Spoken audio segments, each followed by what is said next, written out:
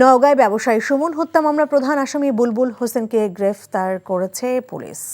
গতরাতে গাজীপুরে কোনাবাড়ি থেকে তাকে গ্রেফতার করা হয়। সকালে ব্রিফিংয়ে নওগাঁর অতিরিক্ত পুলিশ সুপার গাজীউর রহমান জানান, গত 17 তারিখ রাতে সুমন নিজের ফেসবুকে লাইভে এসে দাবি করেন বুলবুল হোসেনের কাছ থেকে সুদের ওপর 70,000 টাকা ঋণ নিয়েছিলেন তিনি।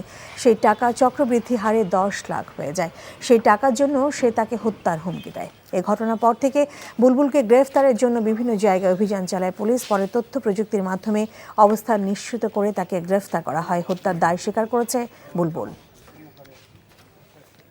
চুলতা কবেকার অন্ধকার বিদিশার দিশা, মুক্তার শ্রাবস্তির কারুকার্য। চেষ্টা করবেন রাত 9টার মধ্যে বাসায় চলে আসার। মেইন গেটে তালা লাগিয়ে দেওয়া হয়। প্রতিদিন কি তড়ি ঘুরে করে বাড়িতে ফেরা সম্ভব?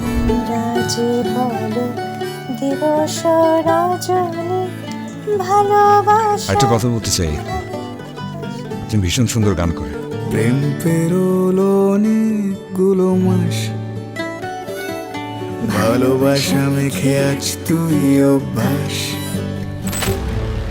তুমি আমি এসে খুব সমস্যায় ফেলে দিলাম, তাই না? আসলে গাছ আর সম্পর্ক দুটোই একই রকম। জীবন্ত রাখতে হলে যত্ন নিতে হয়।